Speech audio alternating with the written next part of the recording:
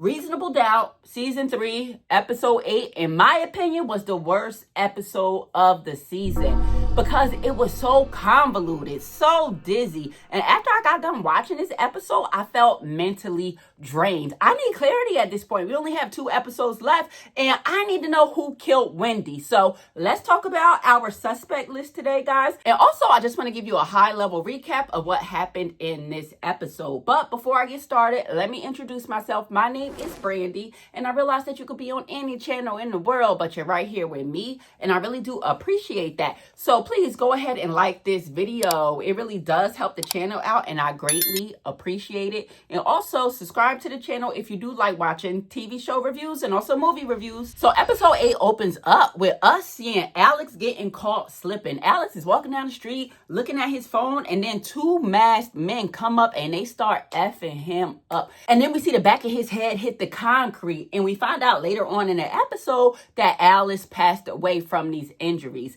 And then we see Kristen, right? Remember from the last episode, episode 7, we saw Kristen leaving out the hospital, but we weren't sure who she was talking to on the phone. Now we find out that she was talking to her brother, saying that Alex is done and they don't have to worry about anything anymore. But Ozzie seemed really confused by Kristen telling him this. He's like, what do you mean Alex is gone? I needed him. And Kristen was like, no, Alex was doing way too much and we're better off without him. And Ozzie, again, in my opinion, just seemed genuinely confused, as if he did not want Alex to die. Then we see Rosie, Ozzie and Kristen's mom, meet with a woman, and she gives her an envelope full of money for organizing a hit against Alex. And listen, I don't know if Rosie really wanted Alex to die or if she just wanted him beaten badly, but damn, Rosie is a gangster. Now we're at Jax's home, and we see that Jax and Eddie are working hard to make sure that Mama Lou is comfortable. Mama Lou is going to be staying at Jax's home while she recovers from her surgery. And we see that Eddie is getting a lot of phone calls and text messages from a Chelsea. And Chelsea is Lori Harvey. And just as we all suspected, Chelsea is Eddie's daughter. So she was calling him because she got locked up for getting into a fight at work. So they're trying to paint her out to be like just an irresponsible girl. But Eddie, he goes down to the police station. He gets her up out of there. And they get into a little argument outside of the police station. And she is asking him, did he get the money yet from Jax? And he's like, listen, you got to give me some time. Jax's mom just recovered from surgery. And she's like, yeah, I know. You know, you told me all about this before. But it seems like you're always trying to protect the good daughter. Like, you need to just get the money or let me talk to her myself. And then Eddie tells her to kind of lay low, or he's going to stop handing over his disability checks to Chelsea. And then she pauses in her tracks because I guess she doesn't want that money to dry up. But my question there is, why is she extorting him for money? Why does he feel like he owes her so much? What information does Chelsea have on Eddie? Like, what kind of hold does she have on him that's, you know, making him want to reconnect with Jax to try to get some money? Like, I really want to know what Chelsea knows. But we got to give it up for Lori Harvey because she was acting her tail off. I mean, we only saw her on the screen maybe a total of what, maybe 6 minutes or so, but she did her thing, and I want to see her more on the big screen. And now we see Bill and Sally, and I just want to speed through their storyline because honestly, I do not care about the Bill and Sally storyline at this point. But we see that Bill is at Sally's house again. He's about to leave and go to work, and she gets an email from her attorney, and she tells him like, listen, I got an email from my divorce attorney, but I don't quite understand what he's saying. And Bill is like, hey, won't you forward me the email? I could give you legal advice and tell you what it says. And Sally agrees, and she does just that. And to me, Sally is just so messy, and she just has bad judgment. Why would you let this man have access to such intimate information on you? You don't know where this relationship is going. I'm sure that Bill went and turned over his information to her. And not only that, Sally, you can't understand an email from your lawyer. You need to call your attorney and make sure that they're breaking things down to you in an understandable way that you could digest. And Sally is a doctor, guys. She's a doctor. So for her to say, I can't understand his email, I'm like, girl, what are you playing? Damsel in distress here? Bill reads the email that Sally sends him, and he tells her later on that Chris, he wants custody of the kids, and he wants to move from California, where they're at right now, to South Carolina. We see Chris come over to Sally's place later on. They exchange words. And also what we see in this episode with Bill is Bill gets served his official divorce paperwork as well. But to me, at this point in this series, I do not want to see Bill and Sally on my screen too much. Come on, let's get back to who killed Wendy. So now we're at Jax law firm, and she's telling her team that she would not be surprised if Sal and Rosie, who are Ozzie's parents, are involved in Wendy's murder somehow. And we see Crystal, she says out loud, like, listen, I cannot figure out what happened in that cabin. And Jax says to her, like, listen, it's not our job to find out what exactly happened in that cabin. And that scared me a little bit, because I'm like, whoa, are the writers of this show foreshadowing that we might not find out who actually killed Wendy on this season? Like, I really need to know who killed Wendy. But they do have a forensic pathologist named Dr. Wilder that's going to go on the stand next. And when they have Dr. Wilder take the stand, they introduce another theory. They say that Wendy more than likely died from blunt force trauma to the head. The doctor says that Wendy's injuries are consistent with her having been hit over the head first before she was actually shot. So the real cause of Wendy's death is being hit over the head, but whoever hit Wendy over the head, she was shot after that just for a cover-up. So basically they were saying Wendy was hit over the head, with what? We don't know yet. But the gunshot, her being shot, was just a cover-up. And in my head, that is explosive information, because it's not just about who killed Wendy now. It's about who could possibly want to frame Ozzie for Wendy's death. Because if you remember, they found Ozzie's gun right next to Wendy's body. But if Wendy was already basically dead and the person just shot at her, and the person just shot her with Ozzie's gun intentionally just to frame Ozzie, that poses, again, just a very serious question. Who wants to frame Ozzie? Now, we also see Jax confront Daniel about sleeping with Kristen, and Daniel is trying to deny it. Daniel is trying to lie to Jax, but he does ultimately tell her that he's going to work really hard to gain her trust back. And we see that Daniel was hustling hard in this episode, because a few scenes later, we see that Daniel weaseled his way into Alex's apartment, right? He told the landlord that he wanted to check on Alex. He hasn't heard from Alex in a few days, and he wanted to make sure that Alex wasn't rotting away in his apartment. So he gets into the apartment and he distracts the landlord by saying he sees some mold in the bathroom, right? And he goes and he steals Alex's laptop and a few papers, okay? But on one of the last episodes, we see that Alex also had like a hard copy of the SEX tape as well. So although Daniel does have possession of the tape, it's another copy out there floating around. So Daniel, he goes to Jax and Bill about the SEX tape and he shows them. And he says that this is the explosive dirt that Alex had against Ozzie's family that he was willing to sell for $1.25 million. So this was Alex's big secret that got him killed. So Jax and Bill, they go to Ozzie's house and they're totally clueless at first. And they're like, listen, Ozzie, we think that the night of Wendy's murder, Alex was at your house and he stole a sex tape of you and Wendy. And Ozzie is like, nah, that's not me and that sex tape. And Jax is like, well, who is it then? You need to watch this tape. But Ozzie is really hesitant at first. He doesn't want to watch the tape. He said he can't stomach it. And Jax is like, well, you can't stomach this or you can't stomach going to jail. And I guess Ozzie said, hey, I better stomach this, right? So he looks at the tape, but he cannot identify the man on the SEX tape with Wendy. So Jax has Ozzie's mom come into her office and she tells Rosie, like, listen, it's a sex tape of Wendy circulating around and I wanted to talk to you about it. And Rosie is like, listen, I know about the tape. And Jax tells her, like, listen, I tried to have Ozzie watch the tape and he was having a hard time identifying who was with Wendy on that tape. And Rosie was like, oh, my poor baby. Oh, my God. And Jax leaned back in her seat like, oh, girl, please. You actually used that tape as leverage to get Ozzie to break up with Wendy. And then Rosie, again, this lady is a gangster.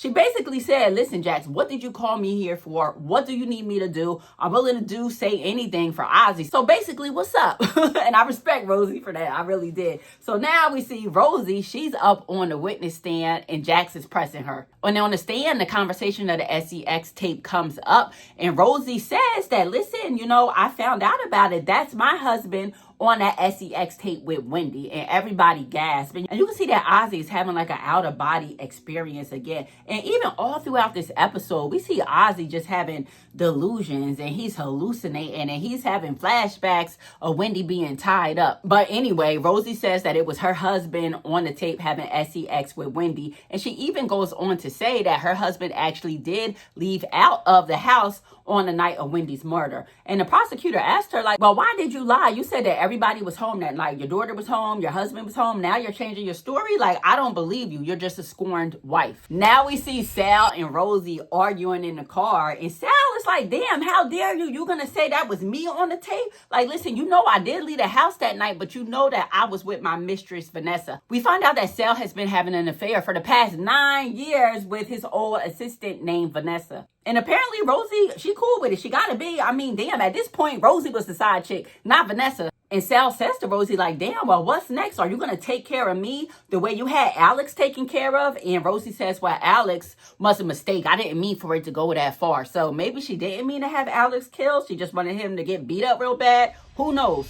Now we see Jax and Ozzie exiting the courthouse, and Ozzie is really upset. Again, he just found out that the love of his life, Wendy, was having relations with his father. He's so upset because he's feeling too like not only that he was betrayed by his dad, but that everybody around him is just lying to him. He ends up throwing up in a nearby trash can, and he tells Jax, like, listen, I do not want to be home. Can I go to your house? And Jax is like, listen, okay, I'm going to call the judge. You're not supposed to leave the house. So let me call the judge and see if we can get some kind of permission for you to get off a house arrest and maybe leave the house for a little bit. In the next scene, we see Cash Doll, my girl Cash Doll. She's on the podcast with April Jones, and she is angry with Ozzie. She is saying that she is about to air out all of his business in honor of Wendy's memory. She's saying that the information about Sal and Wendy is not true at all. She even says that Wendy wouldn't even spit on Sal if he was on fire. So it's no way that Wendy would have been having relations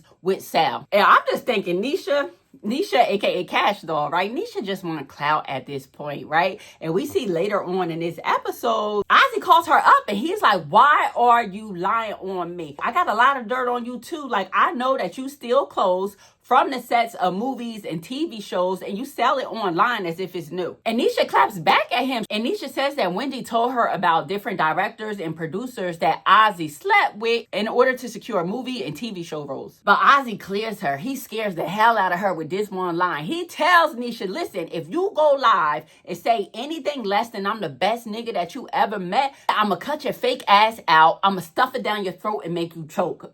And then he hangs up the phone and throws the phone at the wall. Yo, Ozzie is a nutcase for that. And I think he really would do it. And that had me thinking again, like, damn, did Ozzie kill Wendy? Because Ozzie kind of crazy, right? And you could tell that Cash Doll, she was a bit shaken up from that because later on when she does end up going live, instead of her airing out Ozzie's business, she actually apologizes to Ozzie. So I'm like, damn, she must have really been shook up from Ozzie. Now back to the Jax, Eddie, and Chelsea storyline, right? Jax and her family are at home and Lewis tells Eddie, like, listen, I need you to come clean. You need to tell Jax right away. It's like Lewis, his conscience is eating away at him, but he was on a date. Lewis and Jax were on a date earlier in this episode, and he had the opportunity to tell Jax right then and there, but he decided not to. And I'm like, Lewis, tell your wife what's going on. Lewis could have had the upper hand in the situation with Eddie, but he fumbled. But anyway, Eddie agrees right then and there that he would tell Jax, and he did. He tells Jax, like, listen, you have a sister. Her name is Chelsea. She's 30 years old. She's unstable. She's a thief, and she's a liar, and I suggest that you stay away from her. But Eddie kind of tries to shift the blame onto Lewis, like, listen, I didn't want to tell you this way, but Lewis made me tell you just now. And Jax then turns her anger onto Lewis, like, well, how long did you know about this? And Lewis was like, listen, I wanted Eddie to be the one to tell you. And then Jax turns to Mama Lou, like, did you know about this? And Mama Lou was like, hey, listen, it wasn't my story to tell. So Jax seems to be more upset that everybody around her knew about Chelsea. She wasn't that upset that she had a sister. She was just upset that nobody told her. But I still want the full reveal. Okay, so Eddie has another kid. Whoop-de-doo. Like, nobody cares. Eddie wasn't in Jax's life for a very long time. So if he had another kid, why should we care? That's why we need to get down to the nitty gritty about what Chelsea wants. What is she extorting money from Eddie for? What does she need the bread for? And what does she have on Eddie? But while everybody is arguing, there's a knock on the door and Mama Lou goes to answer the door and it's Ozzie. Ozzie is popping up to the family dinner and Jax and them, they let him in. Oh my God, why does Jax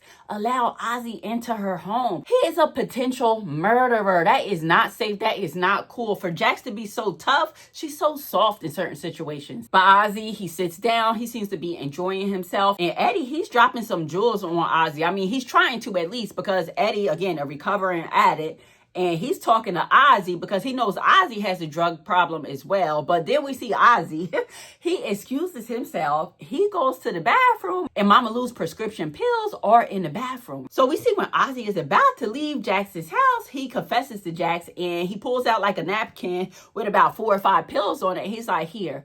And Jax is like, well, I'm disappointed in you that you would take the pills. However, I'm glad that you came clean and you told me. And in that moment, Ozzie really just looked like a scared little kid to me. Like a kid that just stole some candy, but then their conscience got to him. But Jax, she gave him a hug and she sent him on his way. You can tell that Jax is really taking a liking to Ozzie. She is becoming like a mother figure to him. And speaking about like weird mother figures, where is Monica? We haven't seen Monica in the past 2 episodes. Like, she's supposed to be locked up by now. I need an update on Monica ASAP. Now we see Ozzie with his family at the dinner table. But they were talking, and Ozzie is still obviously upset to find out that his dad was sleeping with Wendy. But the dad is trying to clear his name, and Ozzie could tell that something is going on because the dad and the mom are giving each other weird eye contact. And Ozzie, he gets really weird. He starts banging on the table, and he's screaming. He's like, somebody tell me what's going on right now. And he looks like a psychopath. And the dad confesses. He tells Ozzie that the tape is fake. He confesses to Ozzie that he's been having an on and off affair with his ex-assistant, Vanessa.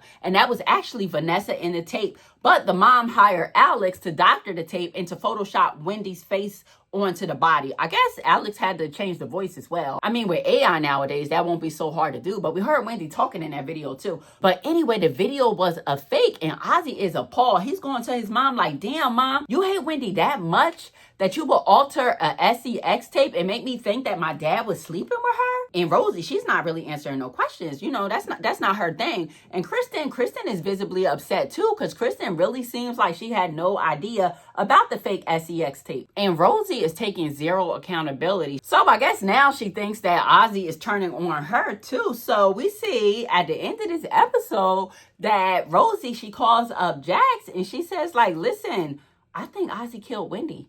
You know, he was a great kid when he was little, but I don't know what happened to him lately. And I think he's the one that killed Wendy. So I'm like, damn, now is Rosie trying to save herself? But overall, very convoluted episode, very confusing. But I want to talk about the suspect list. First on my list is Nisha, played by Cash Doll. Now, Nisha, she had the motive, right? We found out on this episode that she was jealous of Ozzie and Wendy's relationship. We also know that she's a thief. Like, she was stealing from the job. She was stealing from the set to the TV shows and the movies. And maybe Wendy found out, right? And we also know that she knew where to track Wendy at because it was a tracker on Wendy's pocketbook. So she would have known that Wendy was at that cabin. And that's Wendy's assistant. That's her friend. Like, why wouldn't Wendy just let her into the cabin, right?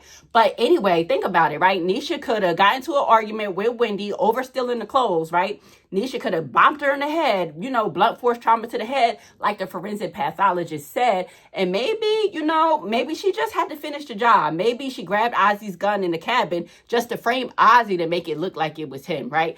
Anyway, I know that's a far reach, but Nisha, she high up there on my list. Second on my list is Ozzie. Just because of the flashbacks that he's having in this episode, we see him keep flashing back and imagining Wendy being tied up in that chair. But if Ozzie didn't do it, I still think that Ozzie was on the scene of the crime. Maybe he was there, he was drugged out. I mean, maybe it's true what Alex said. Maybe Alex did take him to the cabin the night of Wendy's murder when he was high on drugs, and maybe he did witness something. But the scratches on his chest, I don't know. Maybe they came from Nisha. Again, I know it's a reach, but I feel like the writers of this show, they have us looking in the direction of Ozzie's family so much that it makes me want to look elsewhere. And I don't really have nowhere else to look besides Nisha. So anyway, back to the list. Nisha, Ozzie. The mom's still on the list, though. I really don't think the mom did it. They're trying too hard to make us think it's the mom, and I don't think the mom will put Ozzie in that position. The sister, the father is still on the list. Alex still could have did it. I mean, Alex dead. He can't speak for himself now, but Alex still could have did it. And Dr. Gardner. Dr. Gardner is someone that we saw just a few times in this episode, but he could have been guilty somehow too. But again, I guess the question still remains. We don't know who killed Wendy. Could have been anybody at this point. But who scratched Ozzie's chest and who would want to frame Ozzie like this? But nonetheless, guys, hopefully we get some answers on the next episode. I will talk to you all next time. Have a great weekend. Peace.